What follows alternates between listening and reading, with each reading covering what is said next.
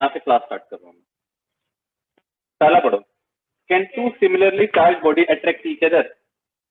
पहला क्वेश्चन आता है, आपके जनरल एक अंडरस्टैंडिंग रहता है कि पॉजिटिव और पॉजिटिव क्या करेंगे, हमेशा रिपेल करेंगे, ठीक है। बट यहाँ आंसर क्या लिखा हुआ है, अट्रैक्ट ईच अदर, ठीक है। अगर आपको एक्सप्लेनेशन पढ़ने से ही सेल्फ एक्सप्लेनेटरी लगे तो आप रीड कर सकते हैं, नहीं तो मैं समझा भी देता हूँ, ठीक है। आपका एक नोशन रहता है, क्या नोशन है आपके माइंड में, पॉजिटिव सिमिलर रिपेल करते हैं और अनलाइक अट्रैक्ट, ठीक है। बट यहाँ पे एक एक्सप्लेनेशन दिया हुआ आंसर के साथ लिखा हुआ है कि can two similar charge body attract each other, answer is yes they can attract each other.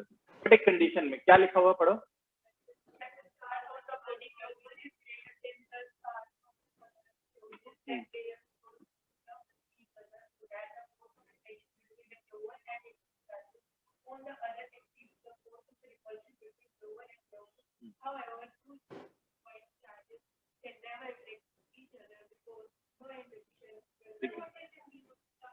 Induce charge समझा देता हूँ, वही पूरा ही समझा देता हूँ आपको ये डिस्कशन में कि आया है, वर्ड आया है, इनको समझ आ गया क्योंकि ये लास्ट क्लास अटेंड कर चुके हैं। इंड्यूस चार्ज क्या होता है, मैं पूरा ही ये कॉन्सेप्ट समझा देता हूँ कि हमारा एक नोशन रहता है कि कोई भी एक चार्ज बॉडी है, तो एक बॉडी, एक तो ऐसा हो सकता है और एक कोई पॉइंट चार्ज हो सकता है, ये कोई पॉइंट चार्ज है। यहाँ पे कैपिटल क्यू, सपोज ये प्लस क्यू चार्ज है और एक ये प्लस क्यू चार्ज है।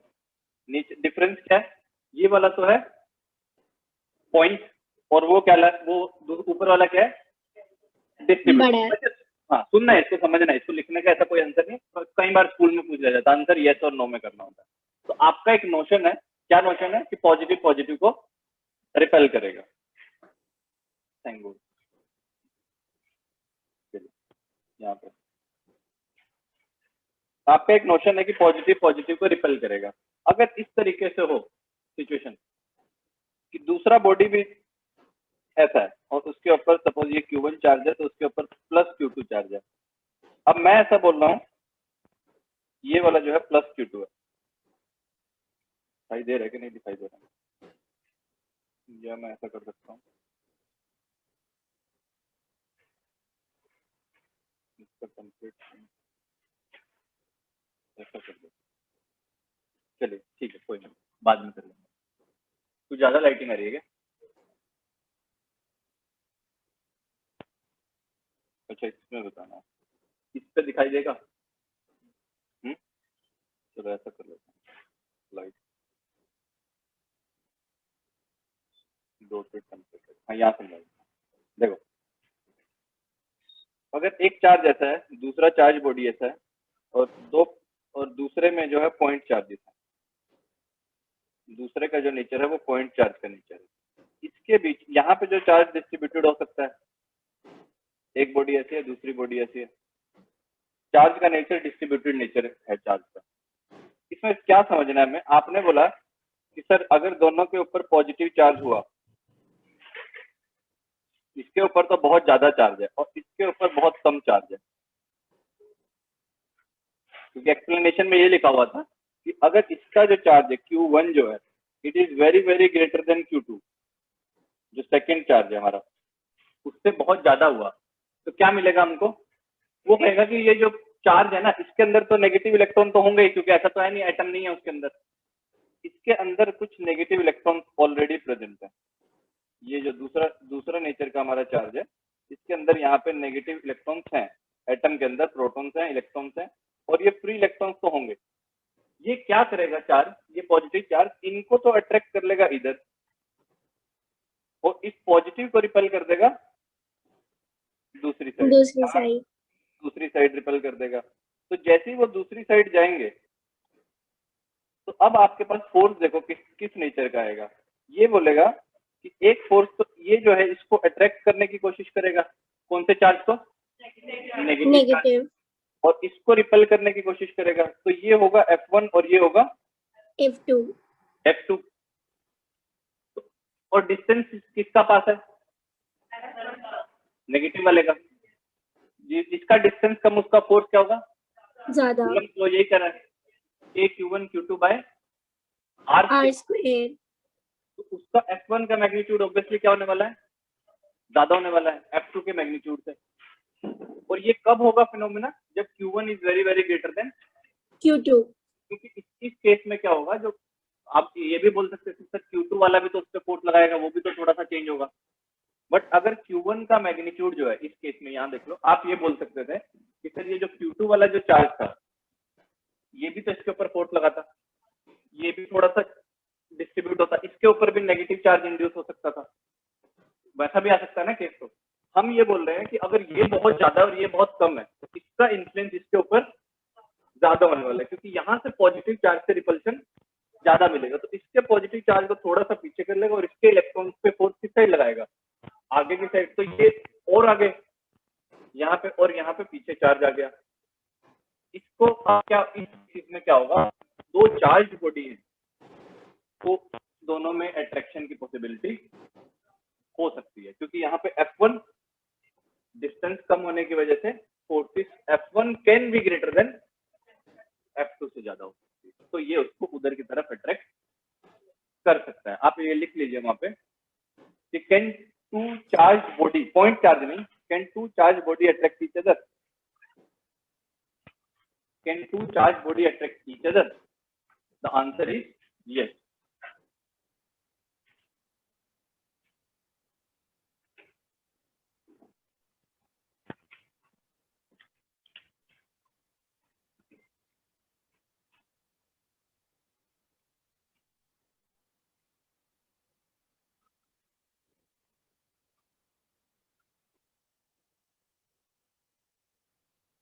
Answer is yes. और एक्सप्लेनेशन में क्या लिखोगे, इफ, हाँ बॉडीज के लिए है, ठीक है, two charge body attract each other, yes they can attract each other.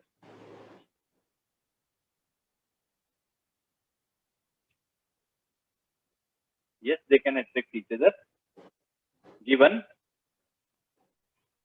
magnitude of charge on one body। अच्छा सिमिलर लिखना था क्वेश्चन में, चार्ज, दो चार्ज बॉडी तो अटैक कर ही सकती हैं, सिमिलर चार्ज बॉडी लिखना था क्वेश्चन, एग्जैक्ट ये था, सिमिलर नेचर की चार्ज बॉडी अट्रैक्ट कर सकती हैं, ठीक है। आंसर में लिखोगे given magnitude of one charge is significantly larger than other, significantly larger than other.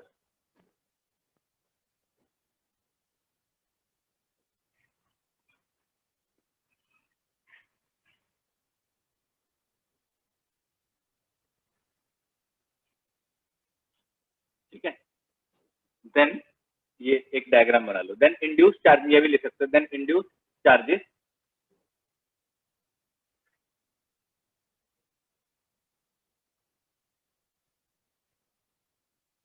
then induced charges can give you a net resultant attractive force, then induced charges can give you a net attractive force, जो ऐसे वहां पे अभी समझा रहा था, ठीक है। इंड्यूस्ड चार्जेस इस तरीके से आ सकते हैं बॉडी के ऊपर, तो कौन सी वाली के ऊपर आएंगे, जिसका मैग्नीट्यूड छोटा हो, हाँ जिसका मैग्नीट्यूड छोटा हो उसी के ऊपर आएंगे। बट अगर ये पॉइंट चार्ज, में क्या होगा, पॉइंट चार्ज तो एक ही जगह पे एक पॉइंट चार्ज है, उसमें क्या होगा, डिस्ट्रीब्यूशन इंड्यूस चार्जेस का स्कोप है ही नहीं है, ठीक है, वो एक प्लस पॉइंट चार्ज है, जहां पे है वहां पे है, उसमें कोई आप पॉजिटिव सेंटर ऑफ मास और negative centre of mass separate नहीं कर सकते। हाँ पॉइंट सिमिलर चार्जेस हुए बॉडीज में हो सकता है पॉसिबिलिटी, बट पॉइंट चार्जेस के लिए नॉट पॉसिबल। लिखना चाहते हो तो लिख लो ब्रैकेट में, ठीक है। Such thing is not possible for point charges. ये एक छोटा सा डिस्कशन होता है कि आपको इंड्यूस चार्जेस का थोड़ा सा बिहेवियर पता चले कि चार्जेस किस तरीके से इंड्यूस हो सकते हैं।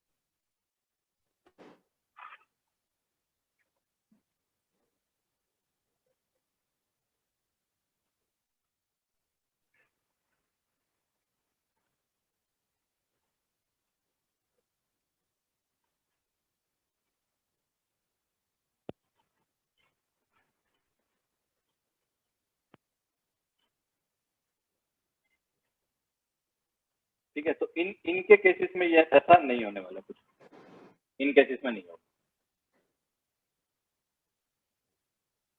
एक और सब्जेक्टिव क्वेश्चन लिखो आप, ये क्वेश्चन है, कहाँ गया ये, कि why a third hole in a socket provided for grounding।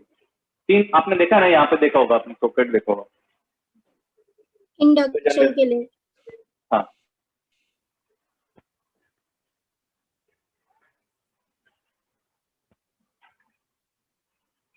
ऊपर कर देता हूँ कि why a third hole in a socket provided for grounding। आप खुद दिमाग लगाओ कि क्यों प्रोवाइड करते होंगे। ये वाले की बात कर रहा हूँ, देखो ये जो सॉकेट होता है ना, जिसके अंदर ये जाएगा उसको सॉकेट बोलते हैं, इसको तो प्लग बोलते हैं। इसके अंदर ये जो तीसरे वाला, दो से भी काम चल जाता, इसको तोड़ दो ना तब भी चल जाएगा ये, ऐसा जरूरी नहीं है कि इसके बगैर नहीं चलेगा। बट ये क्यों प्रोवाइड किया जाता है, इसका रीजनिंग पूछ रहे हैं। आपने देखा होगा जो छोटे छोटे, जैसे आपके मोबाइल चार्जर में नहीं होता है, तीन प्लग नहीं होते हैं, जो भी हैवी अप्लायंसेस है, एसी उसके अंदर होता है, फ्रिज के अंदर होता है, जो आयरन है उसके अंदर होता है, ठीक है। तो जो भी हैवी अप्लायंसेस हैं जो ज्यादा इलेक्ट्रिसिटी कंज्यूम करते हैं, उनके अंदर जनरली दे दिया जाता है, ठीक है। इसका कुछ रीजनिंग होता है कि क्यों प्रोवाइड किया जाता है। रीजनिंग सिंपल सा है कि ये दो तो लाइव वायर है, ठीक है, जिनके बीच पोटेंशियल डिफरेंस है, करंट सर्कुलेट कर रही है। तीसरा क्या कर रहा है, किसी बॉडी को, जैसे कोई भी मेटेलिक बॉडी ले लो, सपोज यही मेटेलिक बॉडी है, ठीक है, इसी को ले लेते हैं। अब ये अगर मेटेलिक बॉडी है तो इसके ऊपर अगर किसी भी मैनर से चार्ज एक्यूमुलेट हो गया, और वो करंट तो चल ही रहा है, अपना फ्लो कर रहा है दो वायर से, वो तो अपना इसका प्रोग्रामिंग फंक्शनिंग चला के रखेगा।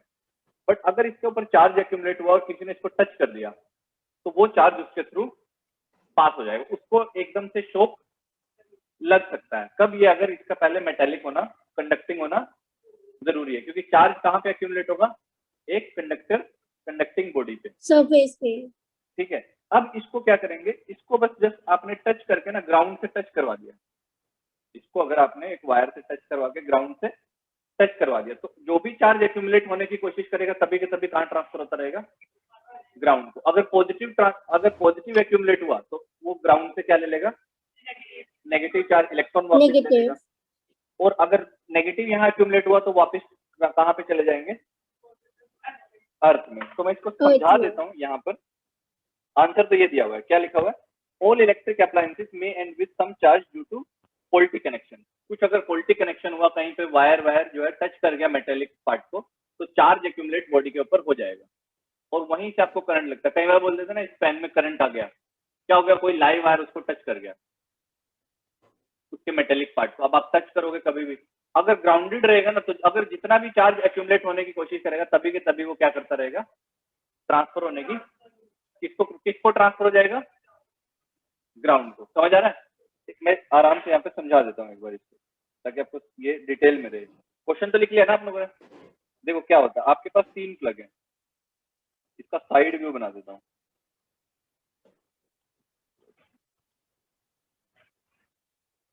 ऐसा एक सॉकेट होता है, उसके अंदर तीन प्लग होते हैं, ठीक है। अब एक प्लग, ये जो है ये अर्थिंग का प्लग है, मतलब ये जो है ये क्या कर रहा है, ये नीचे से अर्थ से कनेक्टेड है डायरेक्टली, ठीक है।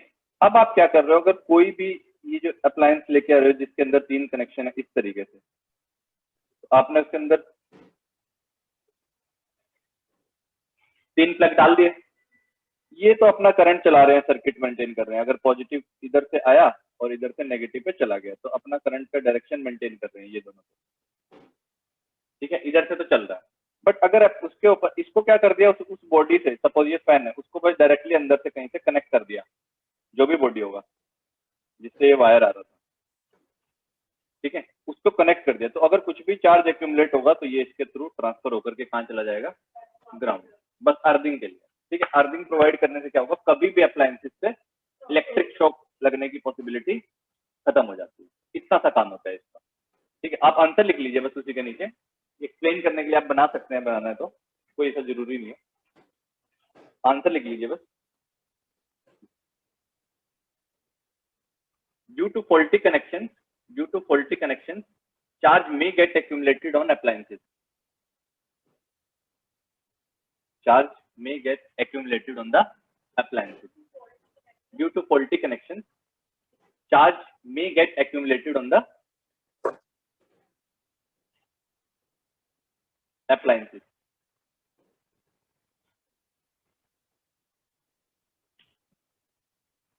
this excess charge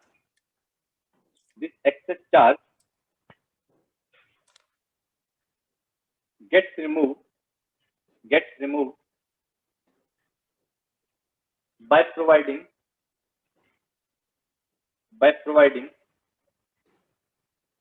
an earthing via third hole in the socket. Earthing via third hole in the socket. बस ये इस तरीके के कुछ क्वेश्चन ये सब आपको स्कूल वगैरह में मिल सकते हैं, या आपको इन जनरल भी पता होने चाहिए कि आपसे कोई पूछ ही ले कि इसका क्या काम है। इसका काम कुछ नहीं है, आपको ही इलेक्ट्रिक शॉक से बचाने के लिए लगाया जाता है। और जनरली बहुत जहाँ पे करंट का एक्यूमुलेशन या करंट फ्लो ज्यादा है, ज्यादा आयरन के अंदर है, एसी के अंदर है, तो इस तरीके से जहाँ पे करंट एम्पियर में ज्यादा रहता है उस तरीके के अप्लायंसेस के अंदर उनको फिट किया जाता है। फिर हमने जो डिस्कशन हमारा चल रहा था, वहां पे वापस आता हूँ मैं। हमारा डिस्कशन चल रहा था किस चीज का? कूलम्स लॉ का। लास्ट में जो आप खत्म किए थे ना, कूलम्स लॉ के बारे में क्या क्या पढ़े थे, फिर उसी को शुरू करते हैं एकदम डिटेल में, जैसे जैसे पढ़ रहे थे वैसे ही पढ़ते हैं। देखो कूलम्स लॉ में हमने क्या पढ़ा था कि जो भी इलेक्ट्रिक फोर्स होगा वो किस नेचर का होगा? It is directly proportional to Q1 और प्रोडक्ट ऑफ चार्जेस। ठीक है, तो Q1 और Q2 के प्रोडक्ट और inversely proportional to the square of distance between them. Square of distance between them. और जो बाकी चीज कुछ भी है तो वो क्या है? Constant. बाकी चीज अगर कुछ भी आएगी तो वो कांस्टेंट आएगी। तो इस तरीके का हमारा एक फॉर्मूला बना था इलेक्ट्रिक फोर्स का। ठीक है, और ये प्रोपोर्शनैलिटी हटके ये क्या आया था? कांस्टेंट। इसको फिर क्या क्या नाम से दिया था? के से लिखा था हमने। कितनी वैल्यू थी इसकी? 9 into 10 के power 9 into 10 raised to power 9। तो बहुत बड़ी वैल्यू थी, ये हमने सब लिखा हुआ है। और अब हम चल रहे हैं इसके आगे के डिस्कशन में। लास्ट जो हमने टर्म छोड़ा था उसको देख लो। लास्ट टर्म हमने लिखा था एमिसिविटी। देख लो अपने नोट्स में, देख लो।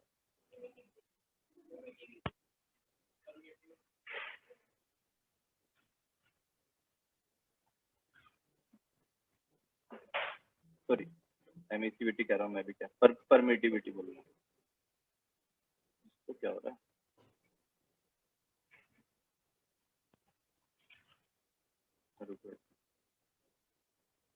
हाँ, परमिटिविटी लिखो टाइटल। ये तो क्यों कर रहा है? जनरल तो नहीं करता है, कोई नया नोट।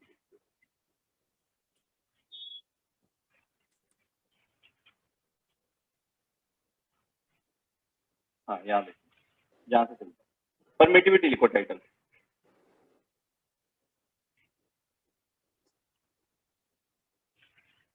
कि परमिटिविटी क्या होता है? क्या सिंबल था हमारा? एप्सिलॉन। तो परमिटिविटी को हमने डिफाइन कैसे किया था? एक मीडियम है, मीडियम के अंदर अगर चार्जेस आएंगे तो मीडियम भी इन्फ्लुएंस होने लगे। जैसे वैक्यूम है, तो वैक्यूम के अंदर अगर चार्ज रख दो तो वैक्यूम तो फ्री स्पेस है, उसके अंदर कोई मैटर है ही नहीं। और चार्ज तो हमेशा किससे एसोसिएटेड होता है? मैटर, मास से, मैटर से। तो अगर वैक्यूम है तो कुछ चीज से इंटरेक्शन उसका होगा ही नहीं।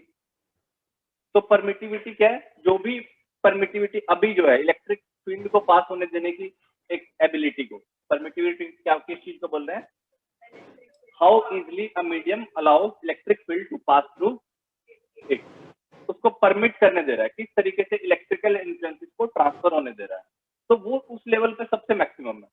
मतलब परमिटिविटी जो किस का है? मीडियम का। तो सबसे कम रेजिस्टेंस दे रहा है उसको medium.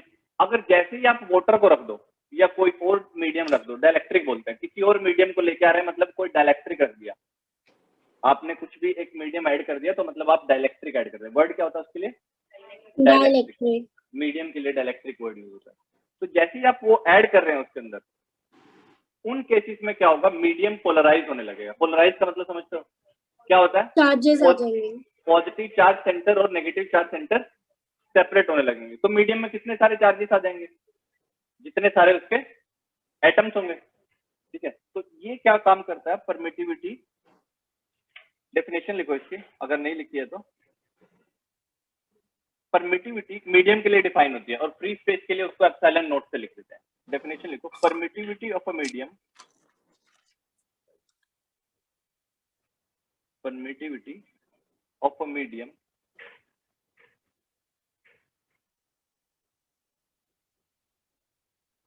permittivity of a medium is the ability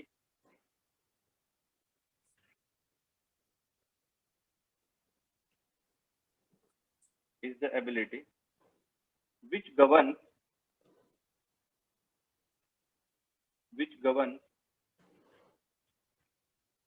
how strongly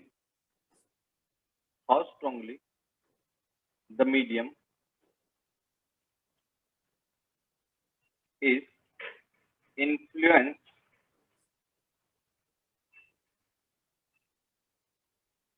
by the external field।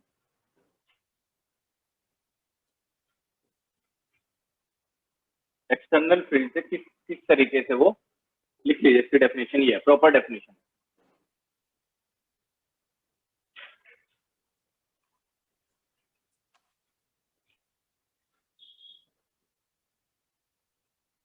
देखो अब ये सिग्निफिकेंस क्या होता है, इस चीज का सिग्निफिकेंस क्या है, देखो it is a measure of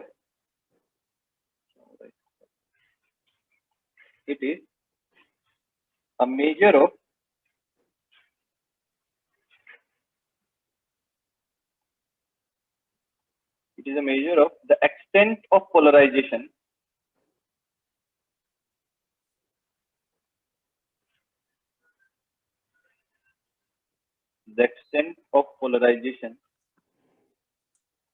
of medium by the external field।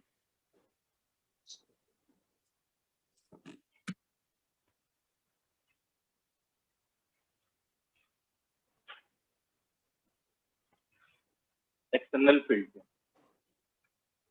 कितना ज्यादा, मतलब जितना ज्यादा ये इसका परमिटिविटी का वैल्यू होगा उतना ही ज्यादा उसका एक्सटेंट ऑफ पोलराइजेशन होगा। It is a measure of extent of polarization of medium by the external field.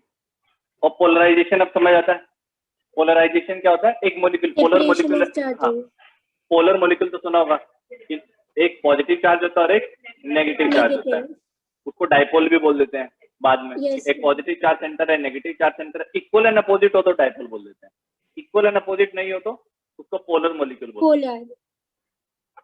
ठीक है, और आप इसको किस चीज से मेजर करते हो, कुछ एक कोई फिजिकल क्वांटिटी है जो पोलराइजेशन को मेजर करती है, डाइपोल मोमेंट सुना है?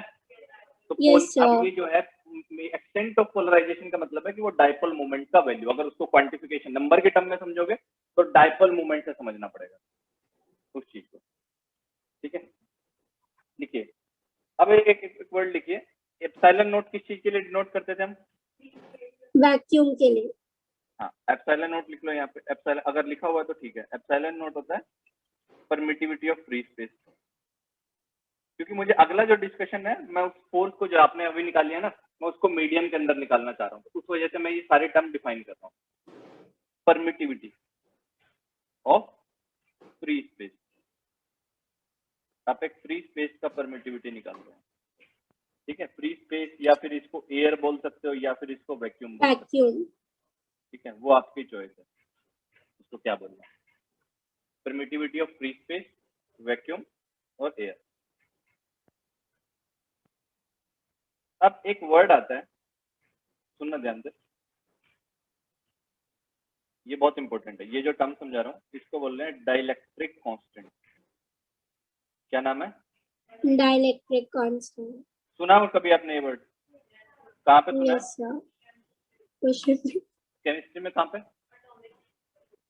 एटॉमिक स्ट्रक्चर में। टाइटल लिखो डाइलेक्ट्रिक कांस्टेंट।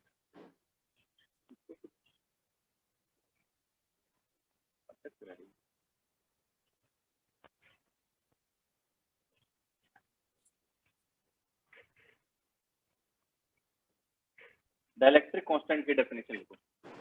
डेफिनेशन ही लिखो, कॉपी में लिखो। इट इज द रेशियो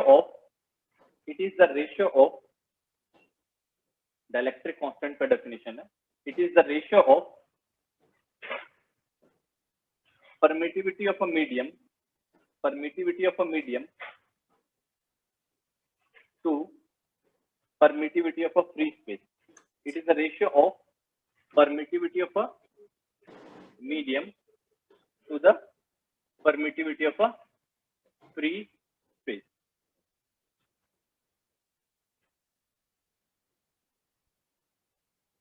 अगर इसको मैं अगर डिनोट करके बताऊं, इसको डिनोट तो करते हैं कैपिटल के से, ठीक है, और कैपिटल के से डिनोट करने के बाद जो सिंबल इसका लिख लेना वहां पे डाइलेक्ट्रिक कांस्टेंट के, इसको जो आप epsilon m by epsilon not से लिख देते हो।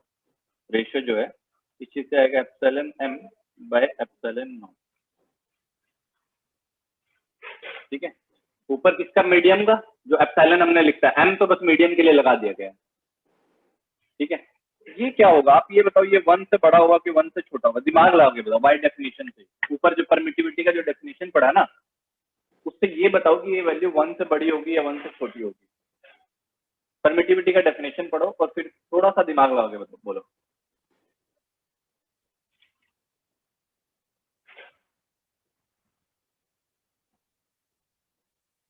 परमिटिविटी किसका मेजर था, एक्सटेंट ऑफ पोलराइजेशन, ठीक है।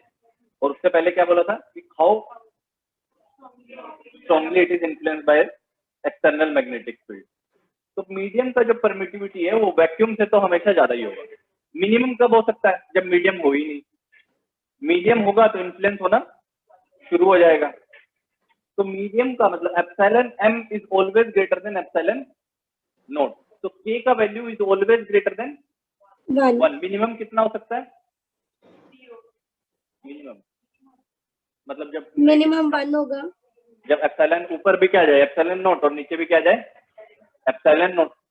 जैसे रिफ्रैक्टिव इंडेक्स की डेफिनेशन क्या बोलते हो, होता है ना कि स्पीड ऑफ एयर और to the speed in medium, कुछ इस तरीके से रेशियो लेते हो, वैसा ही कुछ डेफिनेशन है। यहाँ पे क्या कर रहे हैं हम, मीडियम का परमिटिविटी और वैक्यूम के परमिटिविटी को कंपेयर कर रहे हैं। हम ये बोल रहे हैं कि किसी भी मीडियम का permittivity is always greater than permittivity of free space.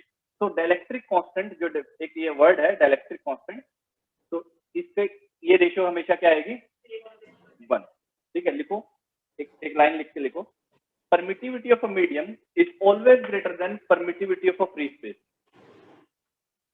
Permittivity of a medium is always greater than permittivity of a free space.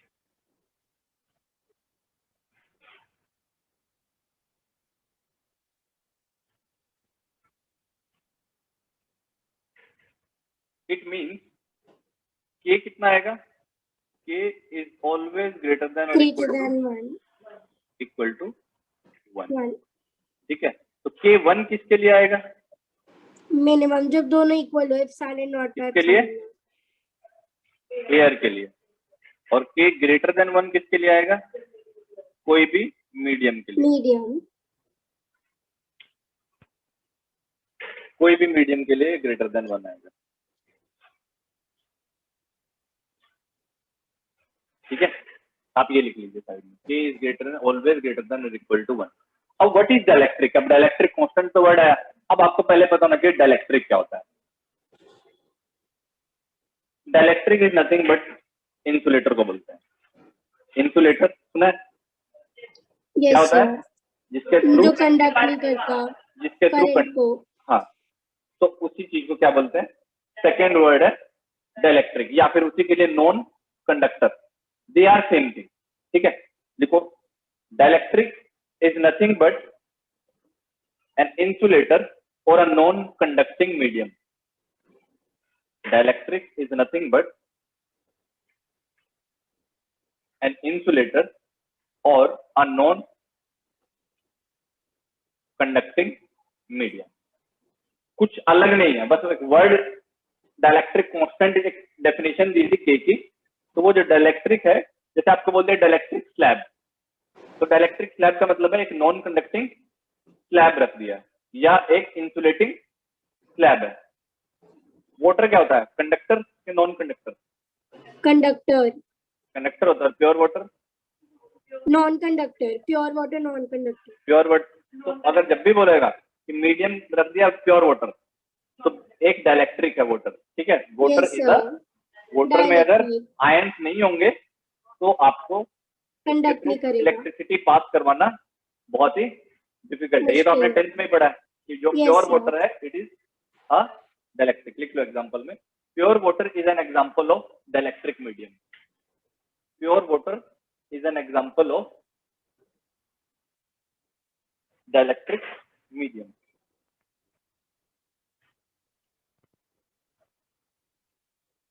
अब ये डाइलेक्ट्रिक का डिस्कशन है, ये आएगा। हम एक टॉपिक पढ़ने वाले हैं, थ्योरी ऑफ डाइलेक्ट्रिक, ठीक है। जैसे एक थ्योरी ऑफ कंडक्टर पढ़ेंगे, थ्योरी ऑफ डाइलेक्ट्रिक पढ़ेंगे, और थ्योरी ऑफ सेमी कंडक्टर जो हम पढ़ने वाले हैं वो लास्ट चैप्टर है। इलेक्ट्रोस्टैट के अंदर मैं ना कंडक्टर और डाइलेक्ट्रिक अलग से ही पढ़ाता हूँ। अभी तो हम मीडियम इंट्रोड्यूस कर रहे हैं, बट एज अ डाइलेक्ट्रिक होता क्या है, polar molecule, non polar molecule सुने होंगे आपने, थोड़ा थोड़ा डोमेन, ये सब कुछ आए होंगे वर्ड पहले के पहले, वो अलग से ही डील करेंगे। मतलब एक पार्ट ही होगा जिसमें इलेक्ट्रिक फील्ड कंडक्टर को कैसे इन्फ्लुएंस करता है और इलेक्ट्रिक फील्ड डाइलेक्ट्रिक को कैसे इन्फ्लुएंस करता है, तो वो सेपरेट टॉपिक है। अभी मैं हम इस टॉपिक पे क्यों पढ़े, हमने डाइलेक्ट्रिक क्यों पढ़ा, ठीक है, और हमने वो परमिटिविटी क्यों पढ़ी थी ऊपर जो है, उस पे आते हैं। तो आप टॉपिक लिखो,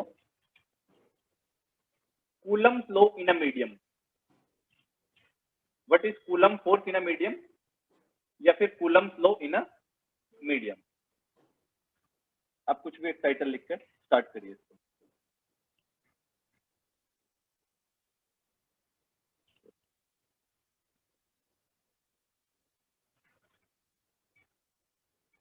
Coulomb's law in a medium, ठीक है। यहां से ऊपर से देखो, इससे एक डेफिनेशन आई कि मेरा परमिटिविटी जो आएगा किस चीज का, मीडियम का, कितना आएगा ये Medium. बताओ? K into epsilon naught. K times epsilon not. वहीं लिख लो ऊपर ही, इसको भी ब्रैकेट में, क्योंकि इसका यूज करूंगा मैं। तो मीडियम का परमिटिविटी हमेशा मैंने क्या लिखवाया, परमिटिविटी ऑफ फ्री स्पेस तो ज्यादा, और कितना ज्यादा है उसका, जितना डाइलेक्ट्रिक K कांस्टेंट होगा times. उतने टाइम K टाइम्स ज्यादा होगा, पहला बात। अब मीडियम में क्या होगा, कूलम्स लो, हमने जो लिखा था कि कूलम्स ने बोला वैक्यूम के लिए वैलिड है।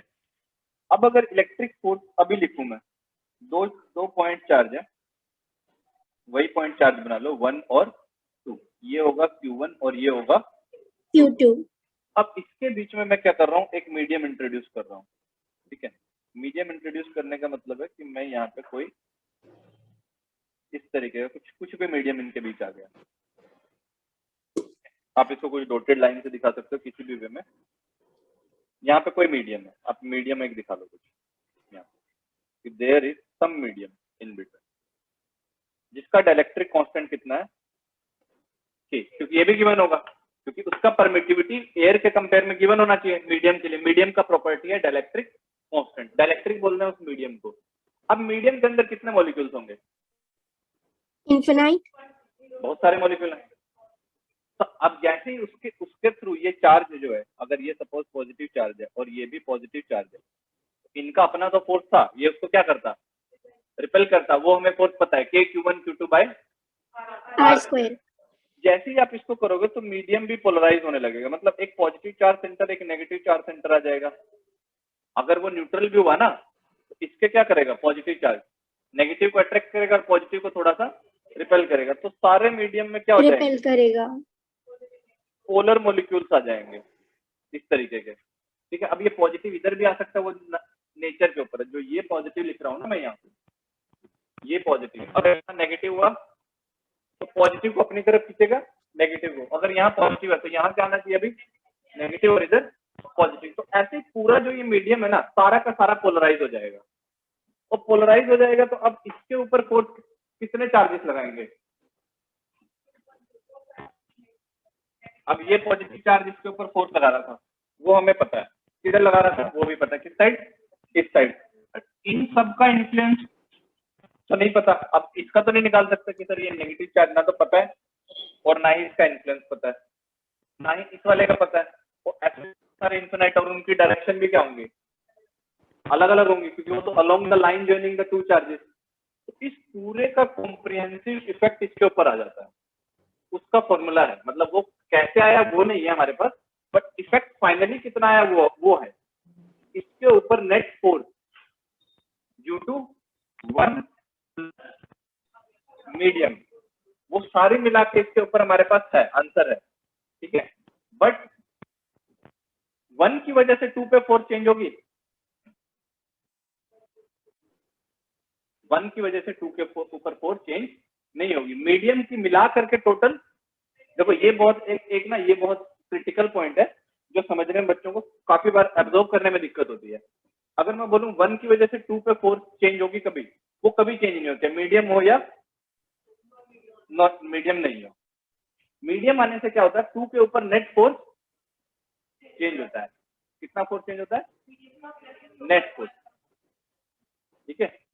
इस तरीके जैसे आपने कुछ चॉकलेट खाया और खाना खाया, तो चॉकलेट से जो एनर्जी मिला है वो खाना खाने की एनर्जी से इंडिपेंडेंट है, बट चॉकलेट और खाना दोनों खा लिए तो टोटल एनर्जी आपको मिला वो चेंज हो जाए, ठीक है। तो नेट फोर्स जो है उस केस में नेट एनर्जी जो कैलोरीज जो कंटेंट मिल रहा है वो चेंज हो जा रहा था। यहाँ पे भी नेट फोर्स Q2 पे चेंज होगा, बट Q1 की वजह से जो फोर्स था वो चेंज नहीं होगा। तो कूलम्स लॉ इन मीडियम जो लिख रहा है, मैं फोर्स नेट ऑन 2 जो है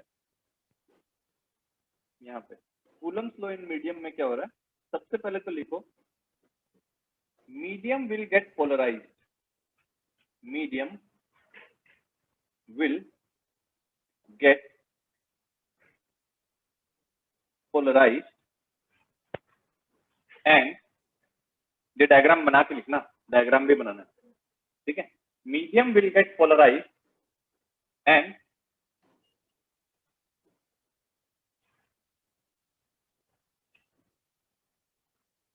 net force on charge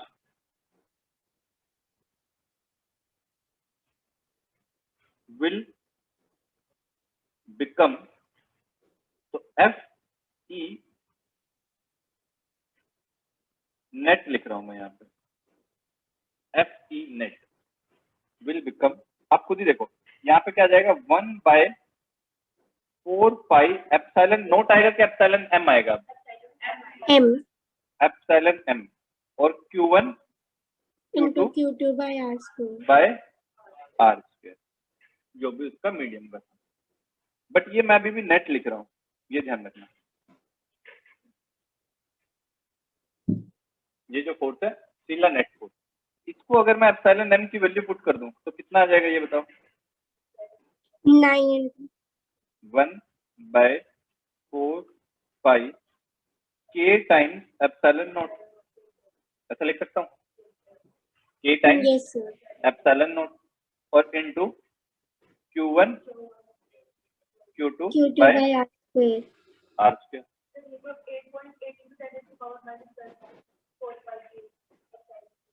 रुक जाओ, अभी रुक जाओ, एक बार देख लो। अब मुझे ये वाला टर्म बताओ जो मैं हाईलाइट कर रहा हूँ, देखो ये वाला टर्म बताओ ये क्या है,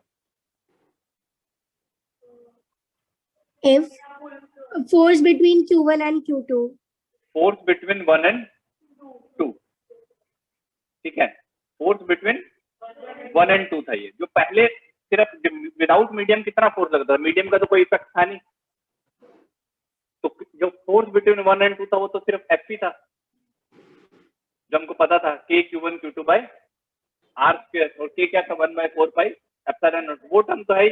अब ये कितने से रिड्यूस हो गया net force, K 1 by K times. 1 by K, times. और K क्या हमेशा 1 से बड़ा है, तो बड़ा। फोर्स हमेशा रिड्यूस होगी या कुछ इंक्रीज होने के चांसेस हैं, कम हो जाएगी। हमेशा ही फोर्स कम होगी। और मिनिमम कितने, अगर K कितना हो सकता है मिनिमम, मिनिमम 1. 1 हो सकता है, 1 मतलब मीडियम है ही नहीं, मतलब एयर ही है, तो वो फोर्स कितनी रहेगी, K Q1 Q2 bye same हो जाएगी, सेम रहेगी। तो इसको R थोड़ा सा square. हाईलाइट करो आप अपने इसमें नोटबुक में भी, इस तरीके से हाईलाइट करो कि ये जो चीज है, ये जो चीज बन रहा है ये बन जाएगा आपका एफ नेट जो है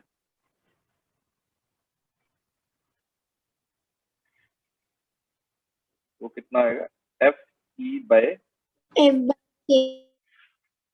डायरेक्ट्रिक कांस्टेंट है। तो net force reduces by 1 by K times. 1 by K. लिखो इसके नीचे नेट फोर्स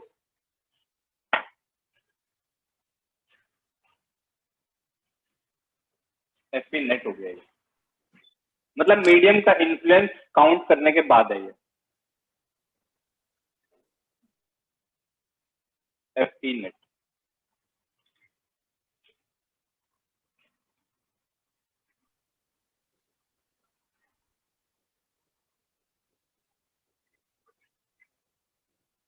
एफ बाय के। देखो नेट फोर्स रिड्यूसेस, ये net force becomes 1 by k times, net force becomes 1 by k times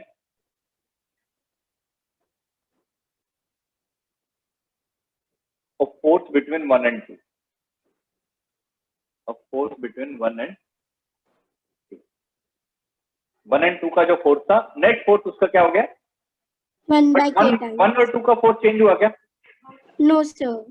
अगर आपसे ये क्वेश्चन किया जाए ना, मतलब एक बार मैं ये क्वेश्चन देख चुका हूँ एक पेपर में, इसमें 4 स्टेटमेंट यही थे कि एक मीडियम ऐड किया, ठीक है 4 स्टेटमेंट बोल रहा हूँ, आपको करेक्ट और रॉन्ग बताना है। एक मीडियम ऐड किया, उन्होंने 4 स्टेटमेंट बताए 1 और 2 के बीच कि force between 1 and 2 decreases, force between 1 and 2 remains same, net force between 1 and 2 या net force on 2 decreases, net force on 2 remains same. Second option, the force force between between 1 remains and 2 remains same and net force on 2 decreases. ठीक है, यहाँ पे वो भी लिखो, एक note करके लिखना, एक पॉइंट इंपॉर्टेंट पॉइंट है, उसको बॉक्स में भी डाल लेना है। ये क्योंकि ये एक्चुअली थ्योरेटिकल कंसेप्चुअल नॉलेज है, ठीक है, जहाँ पे आपको वो बीट कर सकते हैं। ये छोटे छोटे पॉइंट्स होते हैं जहाँ पे आपको थोड़ा सा ध्यान करके चलना होता है। एग्जैक्टली अगर पता रहेंगे पॉइंट कि कौन सी फोर्स डिक्रीज करी है कौन सी नहीं, तो आपको फिर दिक्कत नहीं आएगी आगे क्वेश्चन करने में, क्योंकि वो क्वेश्चन को थोड़ा थोड़ा लैंग्वेज के बेसिस पे ही ट्रिक करते हैं पेपर में। तो लिखो, नोट करके लिखो, due to presence of medium force between 1 and 2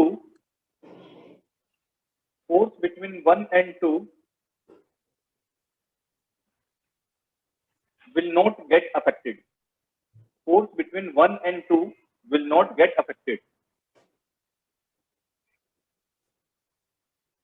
It is the net force which is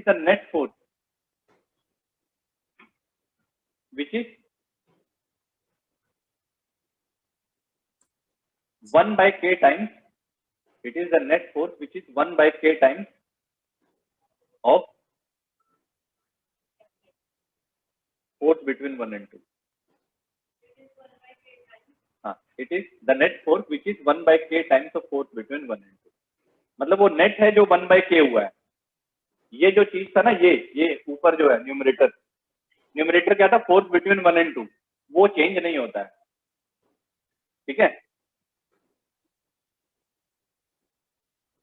जैसे आप इस तरीके से लगा लो ना, जैसे आपके मान आप दो ही फ्रेंड हो, ए और बी, तो ए और बी के फ्रेंड की जो दोस्ती है वो है, अब कोई तीसरा पर्सन आ गया तो बी की दोस्ती में इफेक्ट नहीं आएगा, टोटल पड़ेगा, बट ए और बी की दोस्ती में इफेक्ट नहीं पड़ेगा। वैसा कुछ है, बहुत ही सिंपल टर्म में, कि उनका इन्फ्लुएंस नहीं रहता है एफ बाई के में, ठीक है।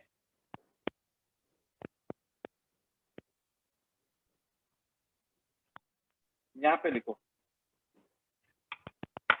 Points to remember about Coulomb force. Coulomb force के बारे में अब कुछ प्रॉपर्टी पढ़ते हैं, ये प्रॉपर्टीज ऑफ कूलम फोर्स पढ़ लो, या points to remember about Coulomb force. Coulomb force के बारे में कुछ चीजें ध्यान रखनी है, जो ऊपर पढ़ी ना, Fc Q1 Q2 by R square.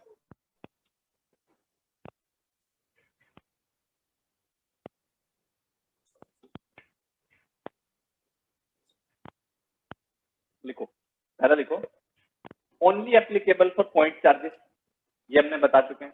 लिखो only applicable for point charges, इसका लिमिट, हाँ लिमिटेशन भी है ये इसका। पहला है कि it is only applicable for point charges.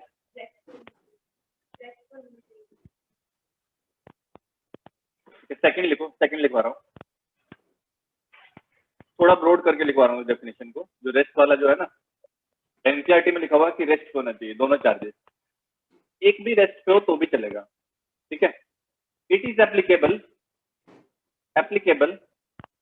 either both the charges at rest, applicable when either both the charges are at rest or at least one of the charges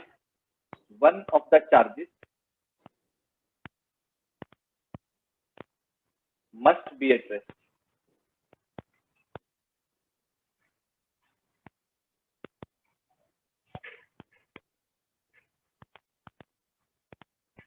ठीक है, देखो हम क्या क्या पढ़ रहे हैं, यहाँ देखते रहो, इसमें समझ आता रहेगा कि हम किस किस के बारे में डिस्कस। हमने इसके बारे में क्या बोला कि ये दोनों कैसे होने चाहिए, पॉइंट चार्जेस। पॉइंट, ठीक है।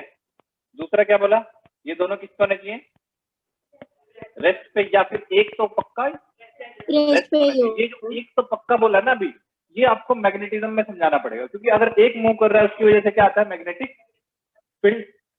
अगर आपको थोड़ा सा आइडिया हो, मुझे पता नहीं आपने फॉर्मूला पढ़ा है नहीं, मैं एक फॉर्मूला लिख रहा हूँ, देखना बस ध्यान से।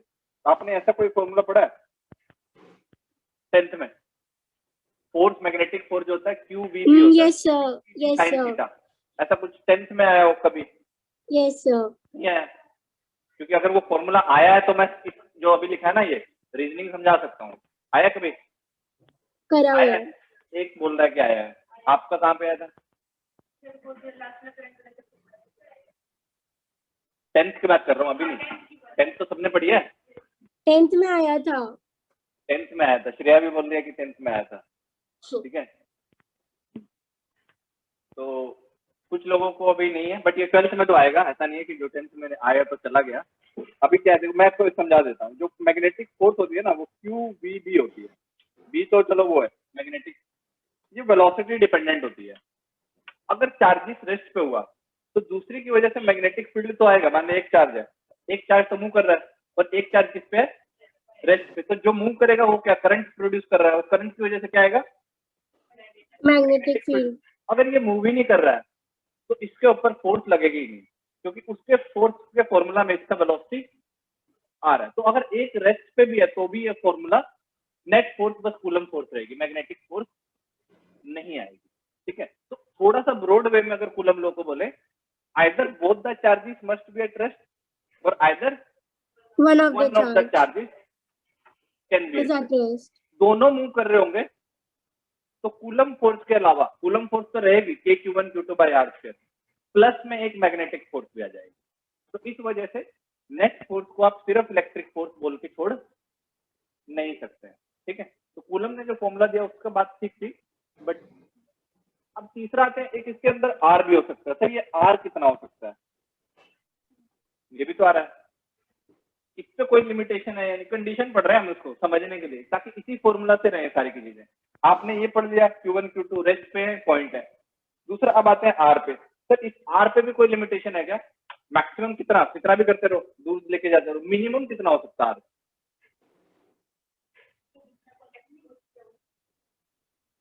मिनिमम 2r, 2r जो दोनों के सेंटर का बीच में डिस्टेंस हो चार्जेस के। रेडियस कितना हो सकता है मिनिमम? 2r होगा, 2r। एटम का रेडियस कितना होता है, थोड़ा सा आइडिया है कुछ? एटम चैप्टर पढ़ चुके आप केमिस्ट्री में, कितना रेडियस होता है, थोड़ा सा आइडिया बताओ, रफली मुझे सुनना है। 0.5। बोहर रेडियस सुना था, कितना होता है बोहर रेडियस का वैल्यू? 0.52 529 क्या यूनिट बताओ?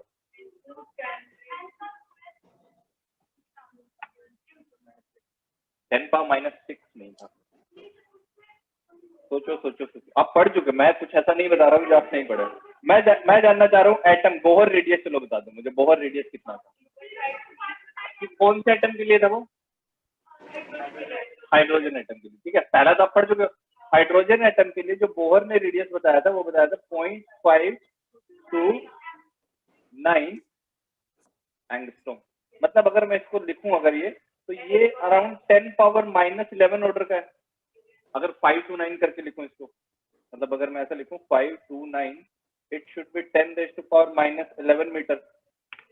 ये तो किसका रेडियस है, बोहर का फर्स्ट रेडियस, मतलब न्यूक्लियस है और एक फर्स्ट शेल है, मतलब फर्स्ट ऑर्बिट है। तो फर्स्ट ऑर्बिट का रेडियस इतना है। मतलब अब न्यूक्लियस का कितना होता होगा, इससे भी छोटा। न्यूक्लियस का रेडियस तो इससे भी छोटा। और सबसे छोटा कितना हो सकता है, एक प्रोटॉन। वो कहाँ लाई करेगा, न्यूक्लियस के अंदर। और दूसरा भी क्या हो सकता है, प्रोटॉन। पॉजिटिव चार्ज कितना हो सकता है, प्रोटॉन प्रोटॉन। और वो सबसे छोटा न्यूक्लियस। अगर वो सबसे एकदम पास ला के रख दूं, उनको बहुत पास ला के रख दूं, तो 2 R twice of radius of nucleus minimum distance होगा उनके बीच। Yes sir. ये बोल सकते ना। अरे एक बोल है, दूसरा बोल है, तो 2 बोल को पास ला के रख दिए, और दोनों को मैं बोल रहा हूँ ये न्यूक्लियस ही है, इसके अंदर एक आर प्रोटॉन है, एक प्लस आर। प्रोटॉन। तो कितना बोलोगे रेडियस उसका, twice of 2 radius R. Of nucleus. तो रेडियस ऑफ न्यूक्लियस का जो ऑर्डर होता है ना, वो 10⁻⁻14 होता है। मतलब आप, क्योंकि इससे तो छोटा है, ये तो बस ऐसे प्रूव करने के लिए, क्योंकि मैं डायरेक्टली भी लिखवा सकता था, बट ये आपने पढ़ा हुआ है। ठीक है, कि बोहर का जो रेडियस है वो आपने ऑलरेडी नो दिस, कि 10⁻11 है। तो मैं उससे कंप्लेन कर रहा हूँ कि वो उससे भी छोटा है। और उससे कितना छोटा होता है, 10⁻⁻14 ऑर्डर का -14। होता है। फर्मी सुना आपने, फर्मी कितना होता है, -15।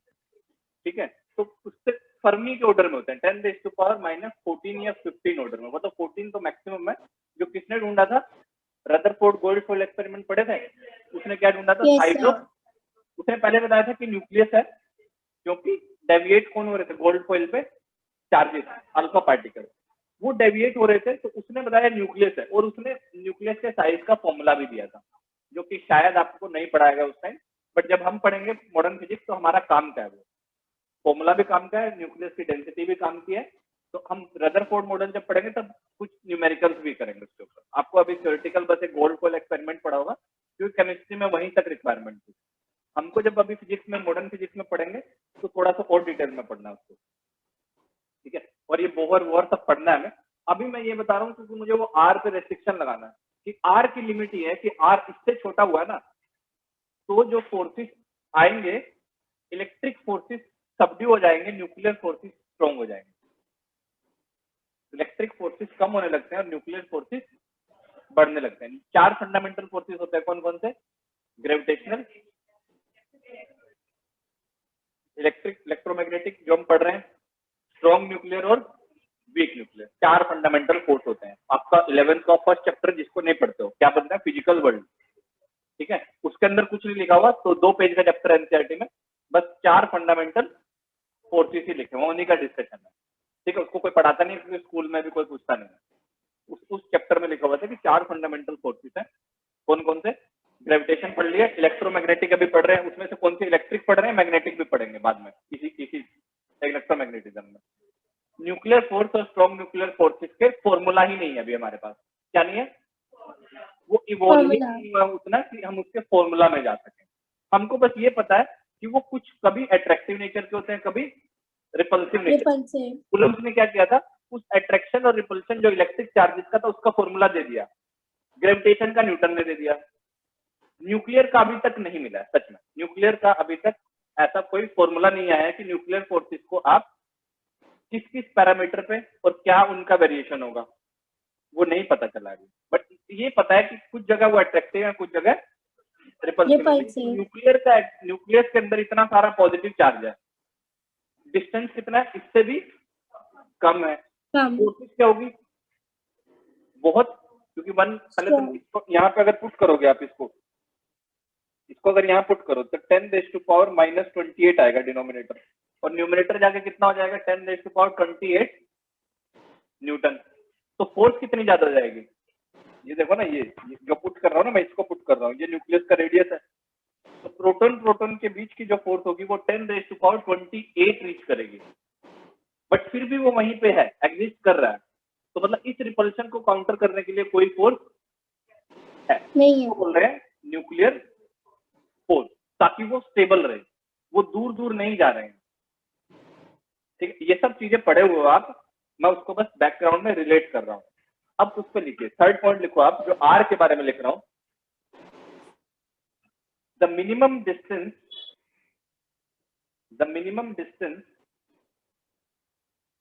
between 2 point charges,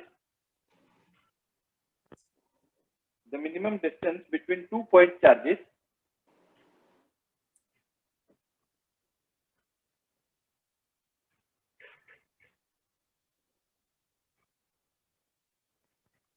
should be of the order of 10⁻⁻14.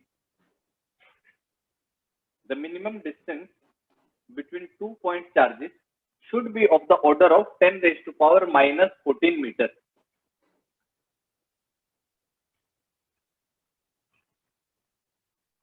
ठीक है,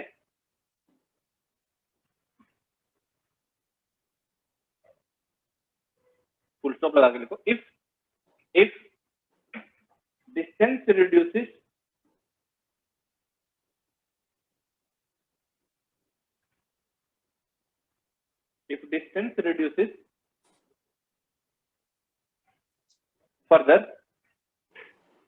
फर्दर मतलब इससे भी छोटा अगर हो जाए, सेपरेशन जो है 10⁻⁻14 से किसमें, -15 में चला जाए, या -16 तो चलो बहुत कम हो गया, -15 या उससे भी कम हो जाए, तो आप ये बोलेंगे then if distance reduces further then nuclear forces comes into play along with electric और मैग्नेटिक फोर्सेस, तीसरा पॉइंट ये है, मतलब मैं ये कह रहा हूं कि आपको जब तक ये डिस्टेंस इससे ज्यादा है तब तक न्यूक्लियर फोर्सेस है ही नहीं।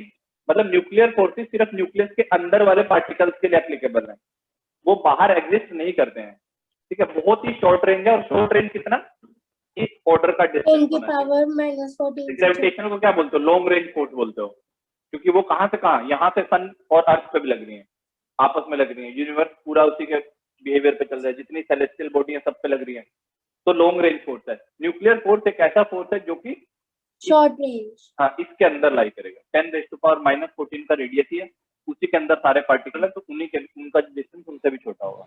तो ये जो कूलम फोर्स है ना, ये वहां जाके रिडंडेंट तो नहीं होगी, ये नहीं बोल रहा कि एक्ट ही नहीं करेगी, पर इसके अलावा पैरेलल कुछ फोर्स आएंगे, तो नेट फोर्स सिर्फ कूलम रहेगा, वैसा जरूरी नहीं है, बिल्कुल भी जरूरी नहीं है, लगेगा ही नहीं। ठीक है, नेक्स्ट पॉइंट लिखो, 3 पॉइंट लिखे हमने, Q1 दो तो चार्जेस के और एक डिस्टेंस का। ठीक है, फोर्स हमने ये मीडियम वाला मैं बात आपको बता ही चुका हूं ऊपर, जो इसका था ना, इसमें क्या था, वैक्यूम और मीडियम, क्योंकि क्या क्या टर्म होता है, 1/4 एप्सिलॉन नॉट, और एप्सिलॉन मीडियम हुआ तो क्या आ जाएगा, सिर्फ बोलो 1/k टाइम एप्सिलॉन आएगा, तो वो क्या जाएगा 1/k टाइम्स, वो हम ऊपर लिख चुका, रिपीट नहीं कर रहा मैं उसको। ठीक है, तो इस फॉर्मूला में जितने टर्म्स हम चारों डिस्कस कर चुके हैं, K, Q1, Q2 और R स्क्वायर। इसके नेचर पे चलते हैं कि ये नेचर कैसा होगा। नेचर पे लिखो, 4th पॉइंट लिखो इसके अंदर आप जो पढ़ रहे हो, कि coulomb force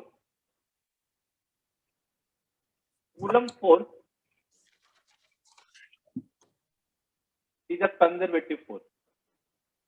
Coulomb force is a conservative force, मतलब ये जो इलेक्ट्रिक फोर्स है ये इंडिपेंडेंट है।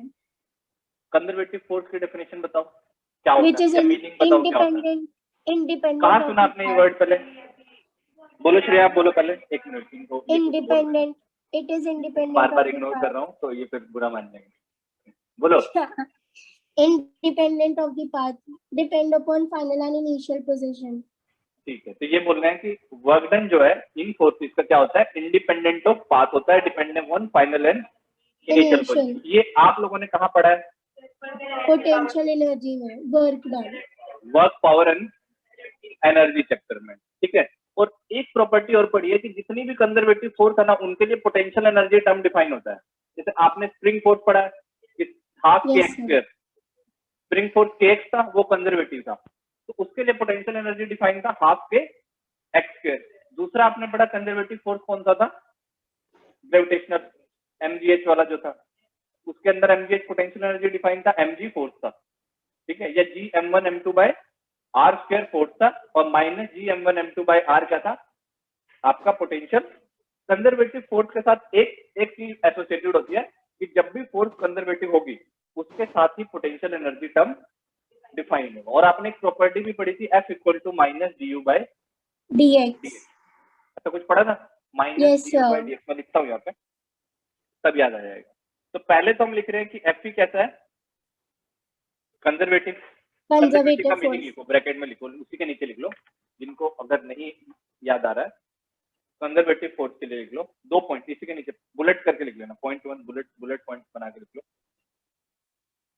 That is work done is independent of path, that is work done is independent of path and depends only on initial and final position, depends only on initial and final position,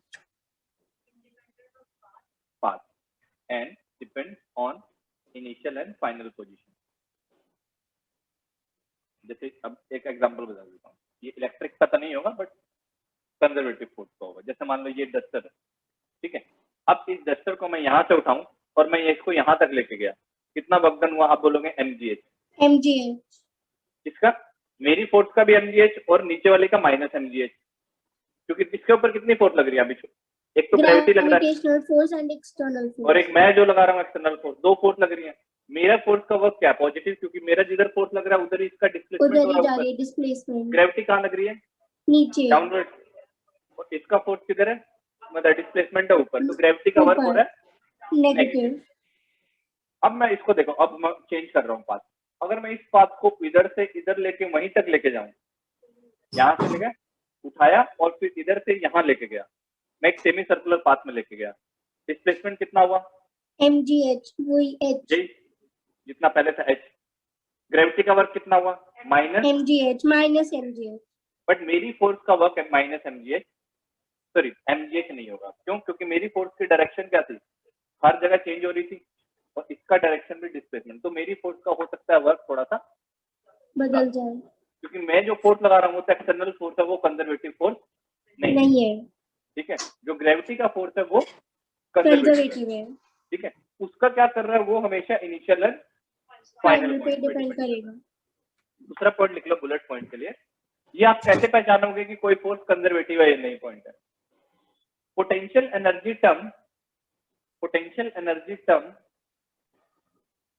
is always defined, potential energy term is always defined for conservative force, potential energy term is always defined for conservative force। उसके लिए potential energy का एक term भी define होता है, ठीक है। और तीसरा एक प्रॉपर्टी लिख लो कंजर्वेटिव फोर्स का, क्योंकि हम पढ़ ही रहे हैं, प्रॉपर्टी है ये। चौथा जो कंजर्वेटिव फोर्स होती है ना, अगर ये फोर्स कंजर्वेटिव है तो इसके लिए ये होता है, जो एनर्जी के साथ इसका रिलेशन होता है negative of potential energy gradient. ये देखा तो होगा एटलीस्ट आपने, यस कभी ना कभी। ब्रह्मशास्त्र। इसके अंदर पता कि ये चीज ध्यान रखनी है कि जो ये फोर्स होती है ना, ये कंजर्वेटिव होती है, ये वाला रिलेशन। ये जो कौन सा फोर्स है लिख लेना, this must be a conservative force. Conservative force.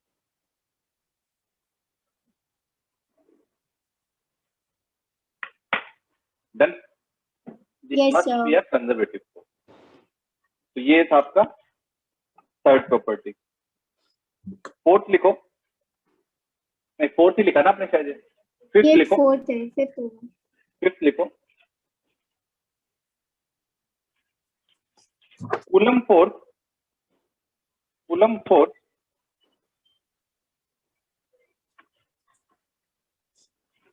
always acts, Coulomb force always acts in action reaction pair,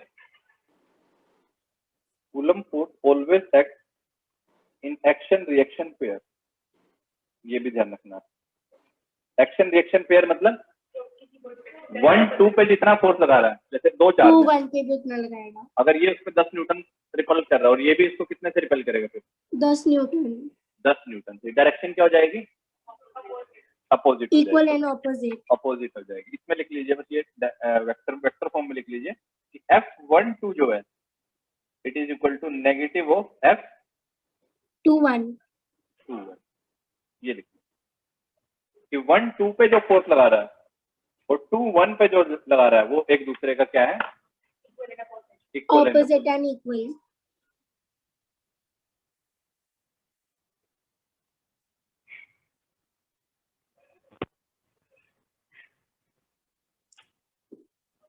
done. इतना आ गया समझ? Yes sir. एक क्वेश्चन करो आप लोग।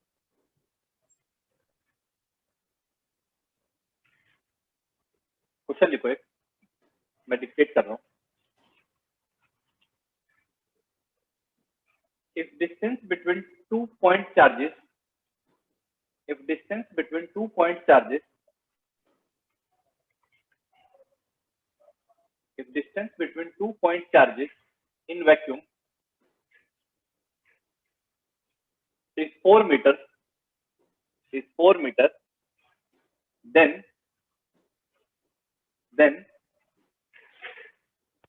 what should be the minimum force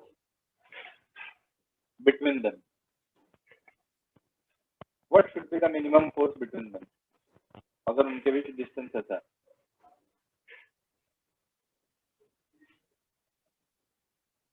बताओ। चार्जेस तो दिया ही नहीं है, चार्जेस नहीं दे रहा हूं मैं आपको, बस क्वेश्चन यही स्टेटमेंट है। वैक्यूम में डिस्टेंस है 4 मीटर का और क्या पूछा है? What should be the value of minimum force between them? 1 क्यों? तो फोर्स टोटल पूरा बताना है। K Q1 Q2 by R square पूछ रहा हूँ मैं उससे भाई। K Q1 सोचो, दिमाग लगाओ।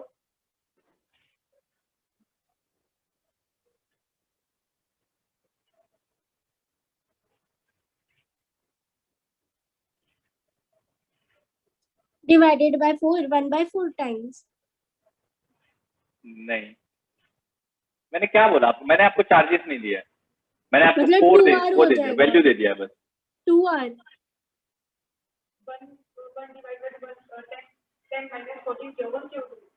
क्या?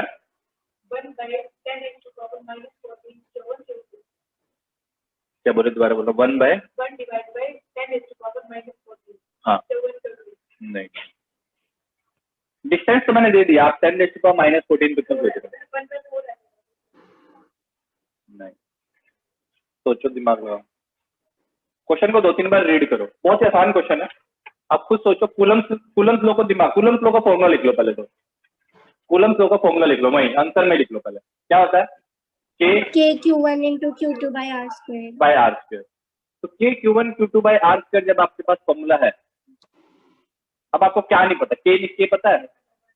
K कितना होता है वैक्यूम के लिए? 9 into 10 की पावर 9। 9 into 10⁻9 पता है। R आपको गिवन है, 16 हो जाएगा। R हो गया 16 स्क्वायर करके। तो नीचे का भी वैल्यू पता है। तो मतलब ये जो फॉर्मूला है इसके अंदर से आपको दो वैल्यू पता है, K पता है और R पता है। आपको क्या चीज नहीं पता है इसमें? Q1 into Q2। मतलब ये जब ये प्रोडक्ट मिनिमम होगा तभी फोर्स क्या होगी? मिनिमम होगी। मिनिमम क्यू मिनिमम कितना हो सकता है? चार्ज मिनिमम कितना हो सकता है? 1.6 into 10 की पावर 1.6 into 10 की पावर। श्रेया ने बोल दिया आंसर, अभी आपको सुना नहीं है, मुझे सुन गया। बोलो। चार्ज मिनिमम कितना होता है? -19 था। हाँ। अरे सबसे छोटा चार्ज कितना पॉसिबल है? इलेक्ट्रॉन का चार्ज। तो दूसरा चार्ज, दोनों अगर इलेक्ट्रॉन हुए 1.6 into 10 की पावर -19 तो का होल सबसे स्क्वायर। देखो, ये वाली जो चीज है ये आपको पता है, ये आपको पता है। मैं पूछ रहा हूँ ये वाली वैल्यू मिनिमम चाहिए मुझे। तो बोलेंगे जब ये प्रोडक्ट मिनिमम होगा। आप ये प्रोडक्ट सोचो मिनिमम कब होगा?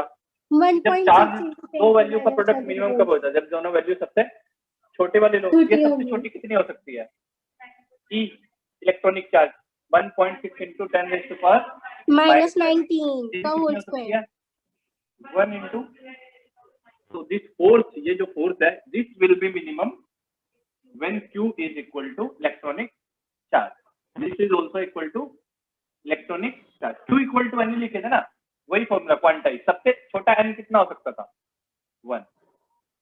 तो ये जब क्या हो E के इक्वल हो और ये भी क्या हो किसके इक्वल हो E के इक्वल हो, तो ये पूरी वैल्यू क्या होगी उस टाइम सबसे, क्योंकि ये दोनों तो फिक्स कर ही दिया ना मैंने, ये पता है, ये मैंने 4 दे दिया है, आपके पास बस यही बचता है, इसमें सबसे छोटा सोचो क्या है, ये होता है E, ये भी क्या होता है E, तो ये सबसे छोटी वैल्यू क्या हो सकती है E का स्क्वायर. आंसर निकालो. Force will be minimum when both the charges will have magnitude of E. हाँ, both the charges will be minimum. ये product of both the charges will be minimum, which is equal to E into E square. कोई ज्यादा आपसे वो नहीं है, आपको बस उन्हीं चीजों को सोच के दिमाग में रखना है, ठीक है. क्या लिखोगे? Force will be minimum for Q equal to E, Q1 equal to E और Q2 इक्वल टू E, इसी के लिए मिनिमम होगा. अब वो वैल्यू निकालने में बस आपको क्या कैलकुलेशन बचा, तो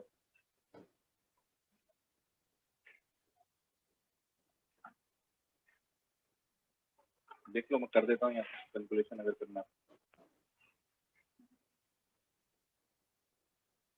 आपने बोला Q equal to E, Q2 equal to E, तो फोर्स विल बी, ये मिनिमम होगी फोर्स, तो मिनिमम फोर्स देख लो. एफ ई मिनिमम जो होगा वो किसके लिए होगा,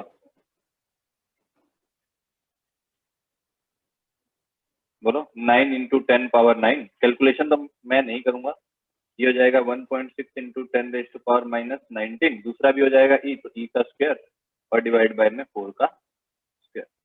कैलकुलेशन तो आपको कितना न्यूटन, 144 into 10 की पावर -31 144 into 10 की पावर -31 न्यूटन. तो सबसे मिनिमम, सबसे छोटा और दिस आर, जो हमने आर चूज किया था ना, उसके लिए सबसे छोटी फोर्स है.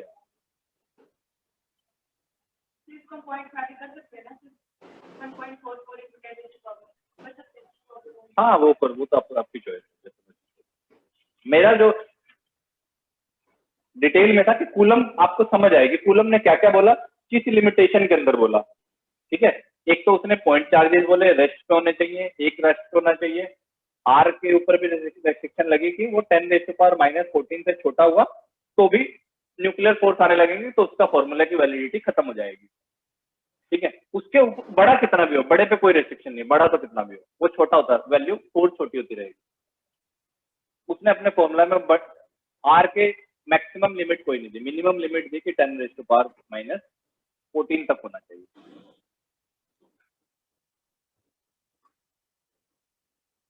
और मीडियम में क्या हुआ, मीडियम में सिर्फ कूलम को 6 प्रॉपर्टी लिखो.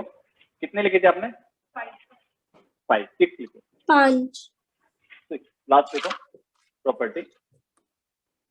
लास्ट तो नहीं है बट हम यही पढ़ रहे हैं लास्ट. इसके अंदर लिखो, देखो जो बोल रहा हूँ पहले वो सुन लो, समझ लो क्या बोल रहा हूँ. जैसे मैं बोल रहा हूँ कि 1 और 1, 2 पे जो फोर्स लगाएगा वो बाकी चार्जेस से इंडिपेंडेंट रहेगी. मतलब आपके और इनके बीच जो दोस्ती है वो बाकी दोस्तों से इंडिपेंडेंट है, ये कह रहा हूँ, ठीक है. आपके और इनके बीच जो दोस्ती है ना, वो बाकी दोस्त आपके कैसे हैं, उनसे इंडिपेंडेंट. वो आए या जाए, आपकी दोस्ती वैसी रहेगी. तो इसी तरीके से कूलम ने भी बोला कि एक पार्टिकल 1 और पार्टिकल 2 के बीच जो फोर्स है वो इंडिपेंडेंट है बाकी पार्टिकल से, ठीक है. नेट नहीं बोल रहा हूँ. जैसे अब देखो दो चीजें, इसको समझ लो. नेट तो बदलेगा और 2 है. 1, 2 पे ये पॉजिटिव है, ये पॉजिटिव है, किधर फोर्स लगेगी? अबे अरे पल से वो लगेगी. तो ये हो गया F1 2. अगर यहाँ पे एक थर्ड चार्ज है, ये भी पॉजिटिव है, ये कहाँ फोर्स लगाएगा? अबे ये कहाँ लगेगी? F1 3 2 F3 2. ये 1 ने 2 पे लगाई है और ये 3 ने 2 पे लगाई है. 3 ने 2 पे लगाई है. मैं ये स्टेटमेंट में जो भी लिखवाऊंगा आपको ये बोल रहा हूँ कि ये जो फोर्स है ना, ये जो फोर्स है 3 बस ये से इनके independent। मैग्नीट्यूड और इनके डिस्टेंस पे डिपेंड करती है। किस चीज पे? इनके मैग्नीट्यूड और इनके डिस्टेंस पे। डिस्टेंस पे। ये 3 के होने से, इस 3 के होने से क्या होगा, इस पर नेट फोर्स बदल गई है। 3 के आने से क्या हुआ, नेट फोर्स बदली है, वेक्टर सम अलग हो जाएगा, बट ये वाली फोर्स को इन्फ्लुएंस नहीं करेगा। नहीं अगर 10 करेगा। न्यूटन थी तो 3 आए या जाए, ये कितनी रहने वाली है, नेट न्यूटन, मतलब 10 न्यूटन रहने वाली है। ये कह रहा हूँ। लिखो फोर्स, लिखो पहले पॉइंट लिख लो, वो फिर बना ले डायग्राम। पॉइंट लिखो, force between two particles, force between two particles, force between two particles 1 and 2, force between two particles is 1 and 2 is independent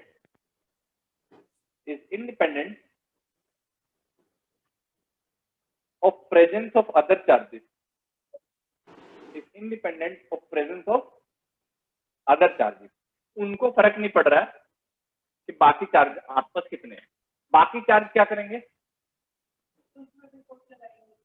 उसकी नेट फोर्स बदलेंगे, बट उस फोर्स के मैग्नीट्यूड या डायरेक्शन को चेंज नहीं करेंगे। 1 और 2 के बीच की जो फोर्स है वो सिर्फ 1 के और 2 के मैग्नीट्यूड, 1 और 2 के बीच का सेपरेशन, इसी चीज पे डिपेंड करती है जो कूलम्ब ने ओरिजिनली बोला था। नेट फोर्स चेंज कर देंगे वो आकर के। एंड ऑल्सो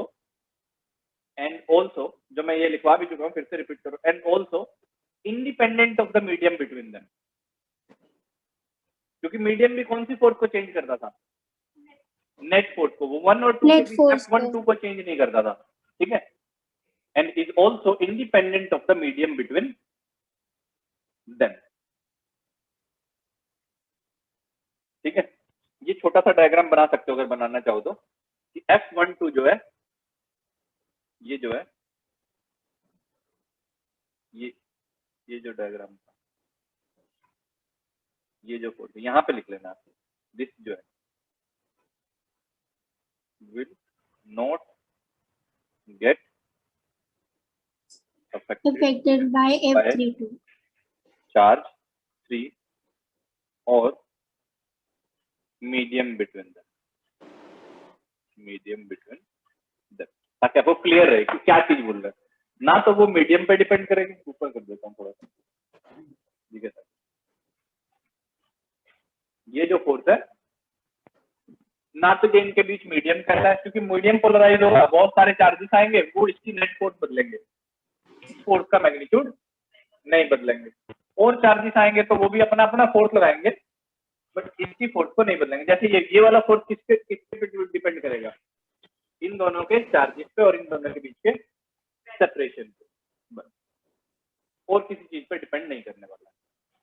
तो कूलम्ब ने इसको भी जस्ट मतलब एकदम इलेबोरेट करके बताया कि मैं जो फोर्स बोल रहा हूँ उन फोर्स की ये प्रॉपर्टी भी है साथ में, आप उसको बस K/Q1 Q2 by R square में पढ़ के मत छोड़ दीजिए, ठीक है। उसने बहुत इलेबोरेटिव वे में डिस्कशन करके बताया।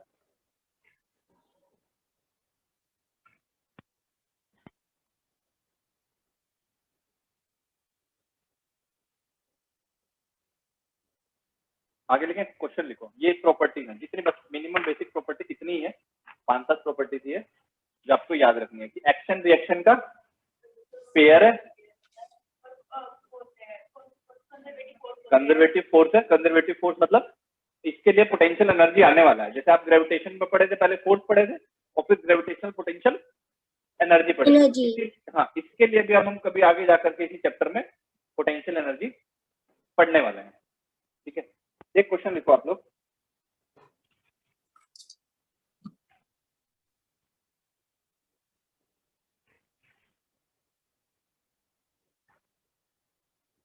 ये दो बॉडी है, इसके ऊपर चार्ज Q1 है, Q2 है और इनके बीच का डिस्टेंस D है, ठीक है। ये +Q है और ये +Q है।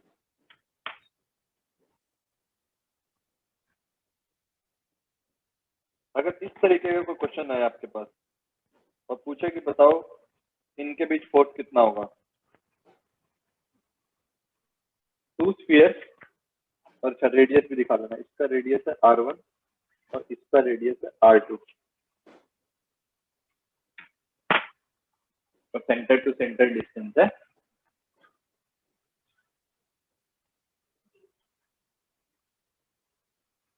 k into q1 into q2 by d square. ठीक है, डायग्राम को बना के नीचे लिखो, will the force between them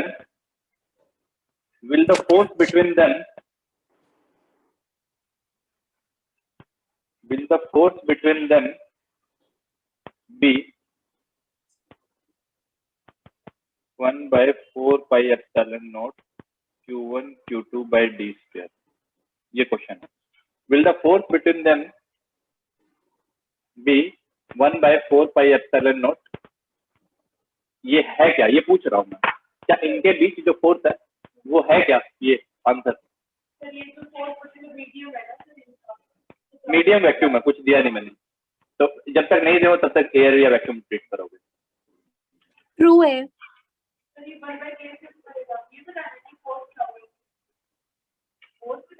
मैं ये पूछ रहा हूँ ये है क्या,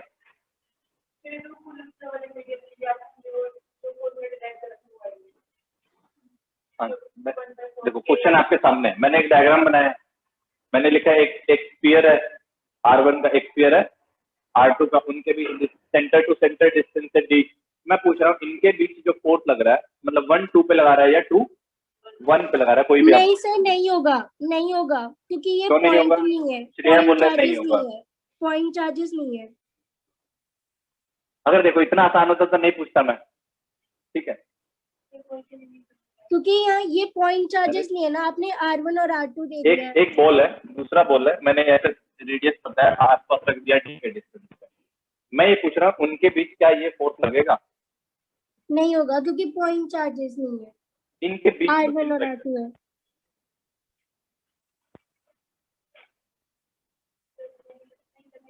सर नहीं होगा क्योंकि पॉइंट चार्जेस नहीं है।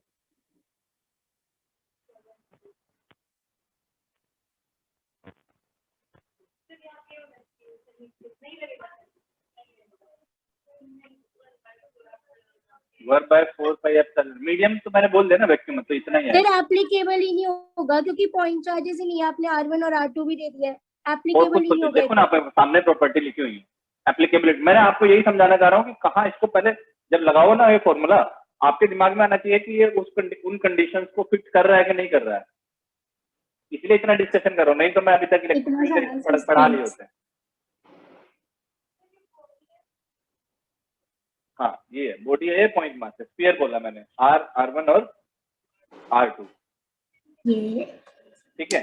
तो अगर ये कोई बॉडी है,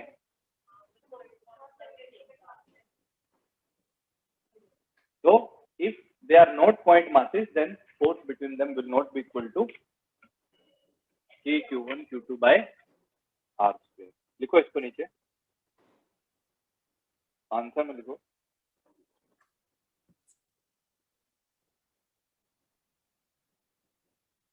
no Coulomb force is valid only for point charges, Coulomb force is valid only for point charges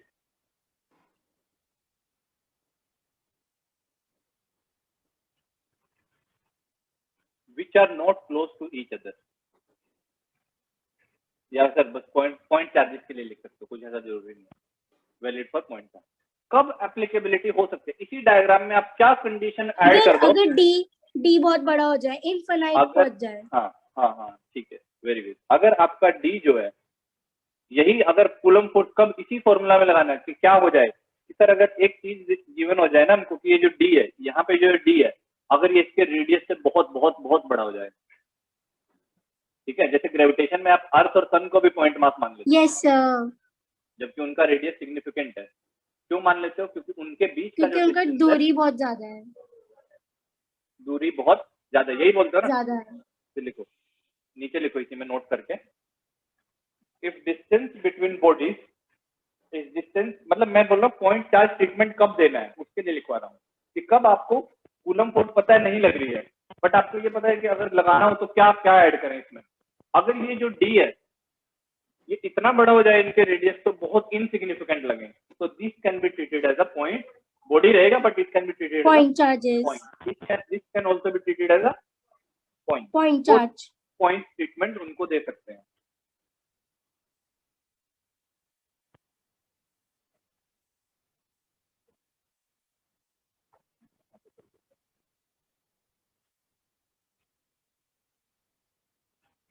समझ आया? Yes sir. ठीक है, तो वो नोट करके लिख लो। इफ डी इज, ये लिख लीजिए ऐसा, if D is very very greater than,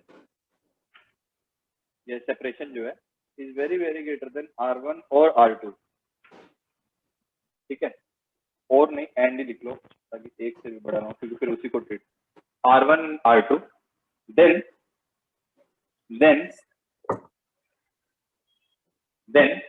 bodies can be treated as points, bodies can be treated as points। ये आपको थोड़ा ध्यान रखना है कि कब हम पॉइंट ट्रीटमेंट दे सकते हैं। अगर बॉडी, जनरली तो बॉडीज ही होंगी, तो उनको पॉइंट ट्रीटमेंट दे सकते हैं। कब? When separation between them is large enough, ठीक है, to subdue their individual sizes, उनके इंडिविजुअल साइज को वो सबड्यू कर दे, तब हम उनको पॉइंट चार्ज ट्रीटमेंट दे सकते हैं।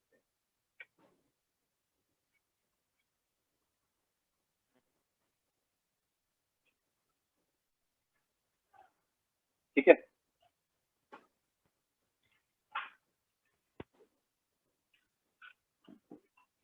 और कोई प्रॉपर्टी है इसके बारे में, कूलम फोर्स के बारे में?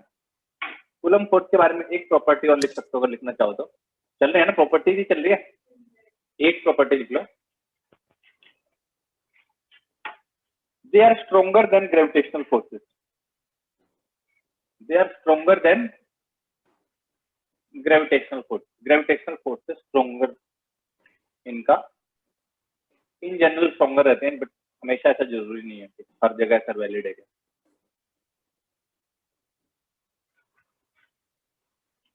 जैसे आप ये भी बोल सकते थे, सर मैं पूछा कि इनके बीच ये फोर्स यही है क्या, आप बोल सकते सर इनके मासिस M1 M2 है तो ग्रेविटेशन भी एक्ट करेगा। Yes sir. ठीक है, बट ये चार्जेस का जो रिपल्शन होता है इनके केस में ग्रेविटेशन फोर्स से हमेशा ज्यादा रहेगा, तो वो उसको ओवरकम कर जाएगा कुछ भी मासिस, क्योंकि वहां पे जी जो रहता है ना वो कितना रहता है, ग्रेविटेशन के फॉर्मूला में जो जी रहता है, क्या लेते हो ग्रेविटेशन का formula, G M1 M2 bye R square, ये कितना रहता है जी?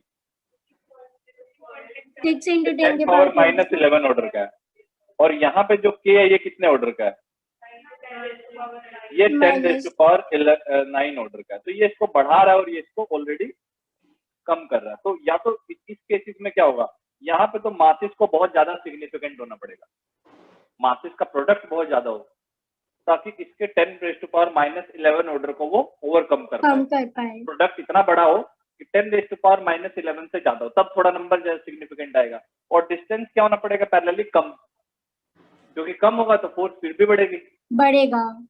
और दूसरा इसमें सोचो, इसमें क्या होगा, ये के को पहले ही बढ़ा है, तो चार्जेस थोड़े कम भी हुए तो भी कोई फर्क नहीं पड़ेगा, ये इसको बढ़ाने की कोशिश ही कर रहा है। ठीक है, इस वजह से मैं बोल रहा हूँ कि it is greater than. Overcome. अगर लिखना है कंपैरिजन के लिए ये लिख सकते हो, क्योंकि ये जी जो है यहाँ पे लिख सकते हो, जी M1 M2 छोटा सा लिख लो ताकि याद रहे, K Q1 Q2 by R square, ये जो है ये कितना होता है, 10⁻11 और ये होता है 10⁻9। ये तो आपको ही समझना ना, कोई किसी और को थोड़ी ना नोट्स पढ़ने बाद में कि क्यों बोल रहे हैं, क्योंकि ये उसको कम करने की कोशिश कर रहा होता है और ये उसको बढ़ाने की कोशिश कर रहा होता है।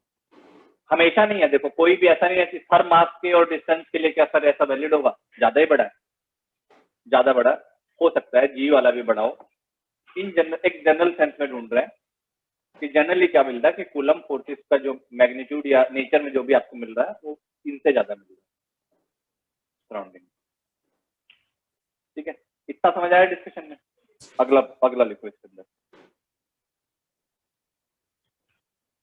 अब क्वेश्चन ही लिखो आप, मैं आपको क्वेश्चन ही देता हूँ।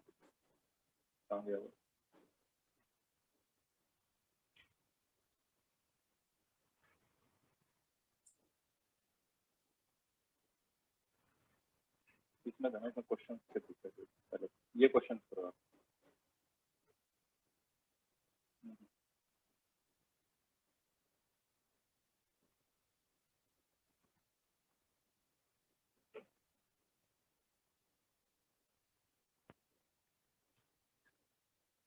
ये तो हमने कर ही लिया, ये वाला करो, हाँ ये वाला करो।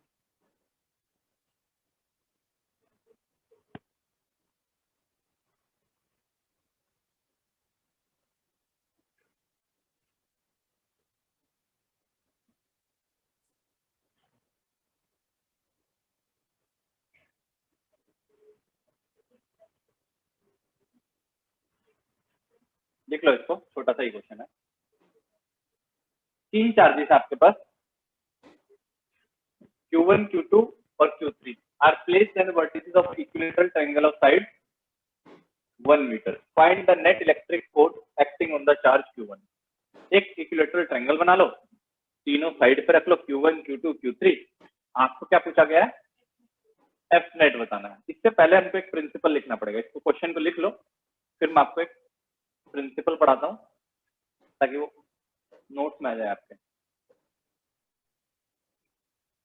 हो तो जाएगा आपसे, ऐसा कुछ नहीं है कि नहीं होगा, ये क्वेश्चन बहुत आसान है, ठीक है। बट वो प्रिंसिपल पढ़ाने के लिए मैंने क्वेश्चन लिखवाए थे ताकि आपको पता चले कि क्या प्रिंसिपल ऑफ सुपर पोजिशन पढ़ा है? यस क्या होता सर, है? ग्रेविटेशन में। ग्रेविटेशन बहुत जगह पढ़ा है। क्या करते हो? जो टोटल फोर्स है वो वेक्टर सम होता है सबका। Yes sir. ठीक है, तो ये क्वेश्चन लिखने के बाद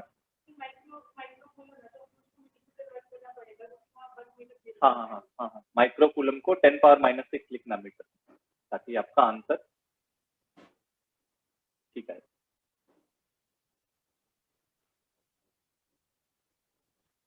लिख लिया ना क्वेश्चन?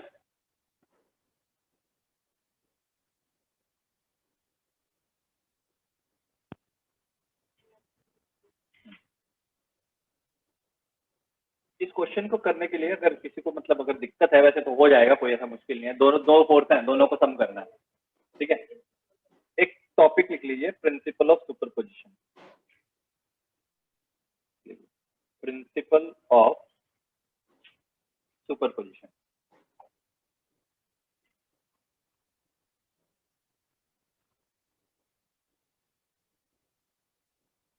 बहुत ही आसान सा प्रिंसिपल है, कोई ऐसा वो नहीं है। आपने पहले भी ग्रेविटेशन में भी पढ़ा है, 11th पढ़े हो तो बहुत बार यूज किए हो इसको। Yes net sir. फोर्स क्या होता है? It is a vector sum of individual forces. तो प्रिंसिपल ऑफ सुपरपोजिशन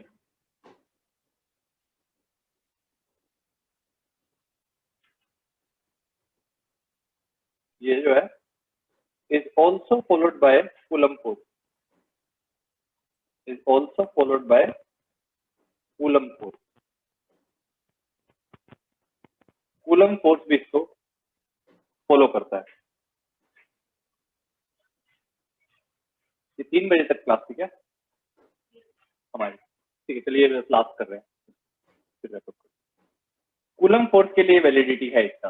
कैसे वैलिडिटी है वो देख लो कि जैसे आपका ये फोर्स है, ये चार्जेस, मैं आपको 3 या 4 चार्ज ले लो, आप ले लो। यहाँ पे Q1 चार्ज है, यहाँ पे Q2 चार्ज है, यहाँ पे Q3 चार्ज है और यहाँ पे Q4 चार्ज है। आप किसके ऊपर फोर्स देखना चाहते हैं? Q3।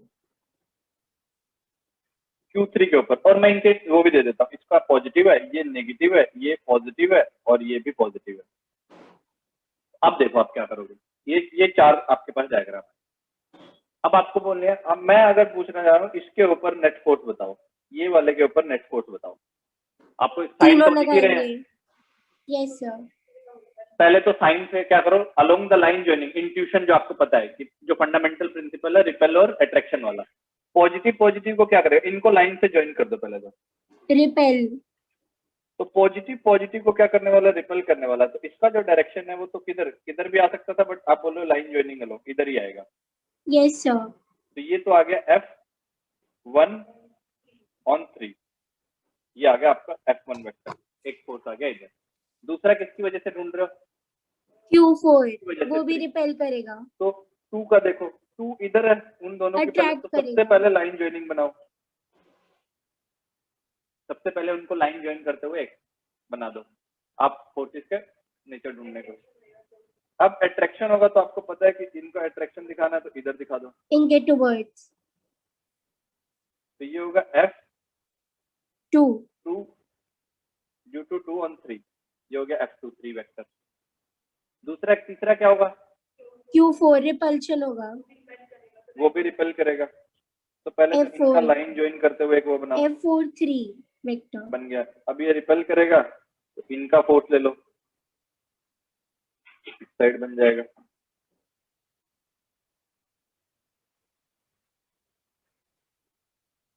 ये इधर बन जाएगा।